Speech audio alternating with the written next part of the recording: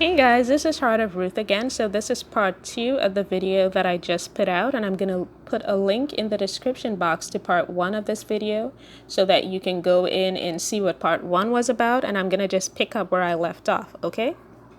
So then again in the dream, remember, if you guys listened to part 1, in the dream I was concerned about the time. I was concerned that it was getting late and I would not be able to secure a taxi to get me to my home, to get me to my destination. I was concerned that I was losing all this time, and the more time went by, the later it was getting, and that particular time, 9 o'clock, would be too late. And how the Lord interpreted that for me is that in actual reality, in waking life, there are some of you, because of this situation that is ongoing, where your person is caught up with this counterfeit, and you guys can't come together yet. Because of that, you are feeling like by the time they get out of this situation and they get to you, it's going to be too late. It's going to be too late for you guys to start a family. It's going to be too late for you guys to get married. You're concerned that all of this time is running out, and you feel like this time is being stolen from you. Like the counterfeit is stealing this time from you and your person. And really and truly, that is what they're doing. They're stealing time from you and your person. But when God gives something to you, it cannot be stolen. It cannot be stolen. And He ordained this thing between you and this person. So it doesn't matter what the counterfeit does. Every delay that the counterfeit thinks they're causing is being allowed by God for His greater good and His glory. Okay? And what the Lord is saying about that, about your concern that time is running out, He is saying that Joel 2, verse 25, and I will restore to you the years that the locust have eaten, the cankerworm and the caterpillar and the palmer worm, my great army which I sent among you. Okay? And another thing that he highlighted is that you may think that you're the only one who is longing for this thing, this union to come to fruition, to come to a reality. You think that you're the only one, woman of God or man of God, whoever the stander is, whichever one is waiting for your person to get out of this situation. You may feel as if you're the only one who has this desire to move forward, to move into your promise with this person. But the Lord is saying to you, just remember that He made the promise. The promise still stands. He made the promise, and because He made the promise, He will watch over His word to perform it.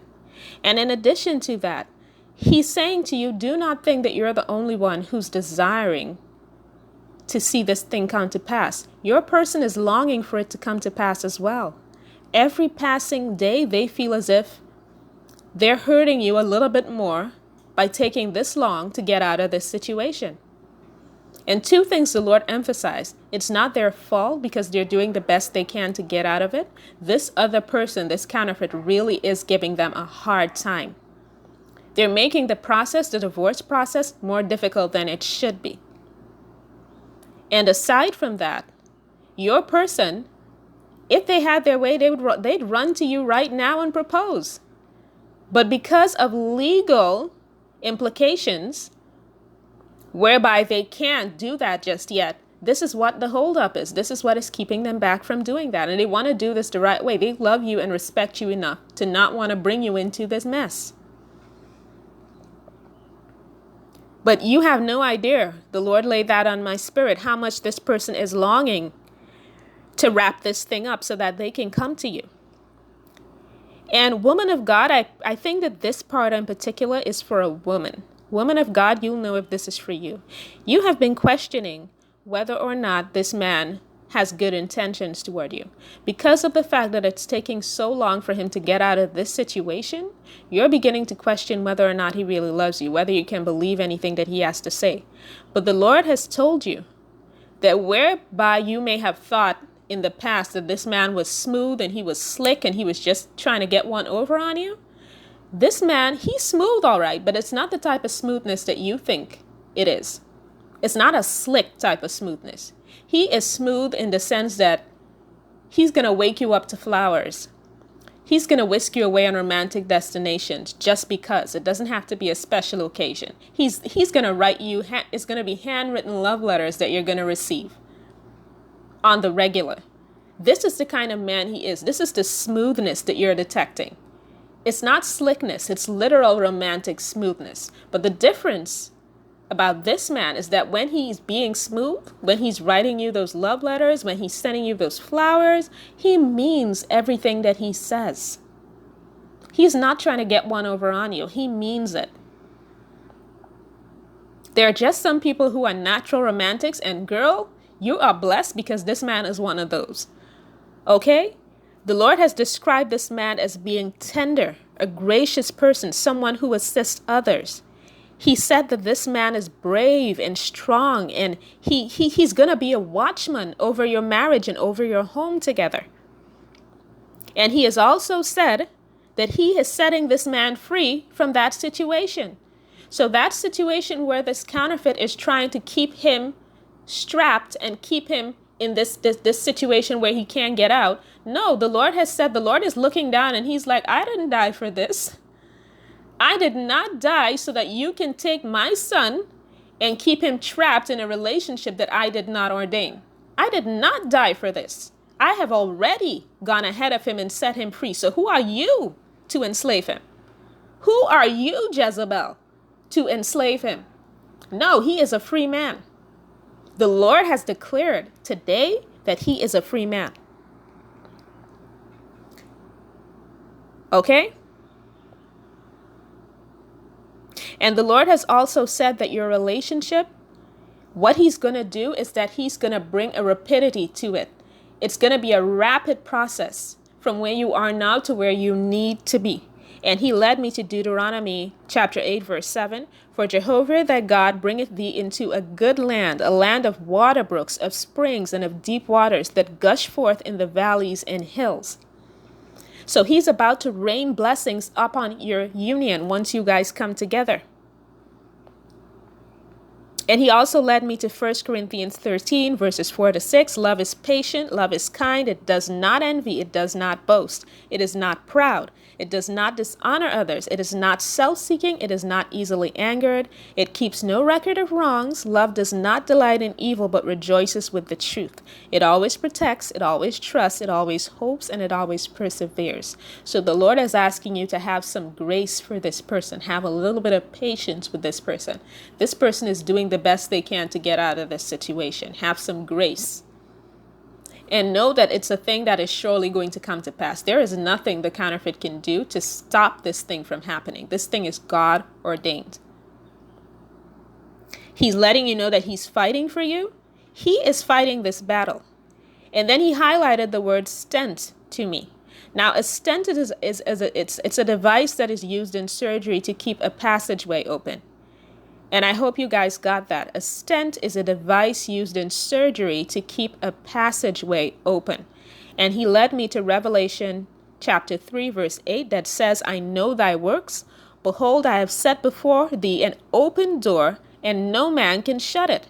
For thou hast a little strength, and hast kept my word, and hast not denied my name.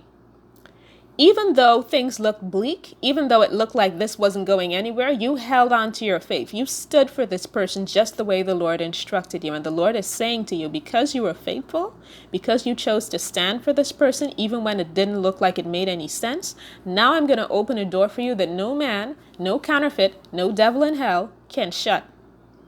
He also highlighted to me that the doorway to your person's heart is open to you, and it's always going to remain open to you because he is the one who opened it. Okay? He also sent me to Galatians chapter 5, verse 5. For freedom Christ has set us free. Stand firm, therefore, and do not submit again to the yoke of slavery. And to John chapter 8, verse 36. If the Son therefore shall make you free, you shall be free indeed. So there is this emphasis on freedom, on the Lord releasing your person from this prison that he or she has been in. Okay? And finally, we go back to Obadiah chapter 1, verses 3 to 4. This person, this counterfeit in your kingdom spouse's life, they have felt up until now as if no one can touch them. They've been doing all this evil stuff. They've been scheming, they've been lying, they've been manipulating, and because they've been getting away with it for so long, or they think they've been getting away with it, they have become very proud and puffed up in their spirit. They don't think anyone can take them down. But God. God is about to put him or her all the way in their place, publicly. So it's going to be a public fall from grace for this counterfeit. And maybe this counterfeit is in the public eye somehow. Maybe your kingdom spouse is in the public eye somehow. Maybe they were a very prominent couple at the time when they were married before they went into the divorce. And this is what is going to cause the public shame, because people already know this person to an extent. This person is either known in business, they're known in the church. They're about to be all the way exposed by God. This is going to be a public fall from grace. And then the Lord reminded me of the song Delicate by Terrence Trent D'Arby and Desiree, and I put a link in the description in the first video, and I'm going to put it here as well. Delicate is a song that basically it's this man saying to this woman and this woman saying to this man that the love they have has this delicate, soft, sweet nature to it. And if you look at the video, the first thing that you see is sunflowers. That's the first thing in the video. And sunflowers, they represent goodness, justice, and truth. So that is what's going to happen in this situation. Goodness is going to prevail. Justice is going to prevail. Truth is going to prevail. And for whoever this is for, woman of God, this part is for a woman of God. Woman of God, this man, if you look at the Delicate video, you'll understand what I mean. And a link to the video is in the description box as well. This man thinks that you are the epitome of beauty inside out. He looks at you and all things lovely comes to mind. Butterflies come to mind. Flowers come to mind. You are just lovely to him, inside out. The tenderness in his heart toward you, wow. Wow, that's all I have to say. So I really hope that this word bless someone. Before I go, there is one other thing that God highlighted. There is a part of the song lyrics that include the following. Delicate like trinkets on a bracelet, delicate like the bracelet on your arm. And the Lord led me to Genesis chapter 24, verse 22. And it came to pass, as the camels had done drinking, that the man took a golden earring of half a shekel weight, and 2 bracelets for Rebekah's hands, and of 10 shekel weights of gold. So that reference in Genesis chapter 4, verse 22, that describes when Abraham's servant went to find Rebekah to marry Isaac. And when he found her, when he realized that she was the one that God had picked for Isaac, he took these bracelets toward her. So that's what delicate like trinkets on a bracelet in the song lyrics mean. Baby girl, whoever you are, this man is coming to propose to you. That's what this is. That's what that whole reference is. This man is coming to propose to you. That is what this whole thing is going to culminate in. You don't have long to wait. This man is coming to propose to you. It may even happen before he finalizes the divorce. The divorce process may still be going on, and he may show up with a ring because, listen, this man cannot wait. He cannot wait to start his life with you. So I hope that this word blesses someone. I will be back with another word as soon as the Lord releases me.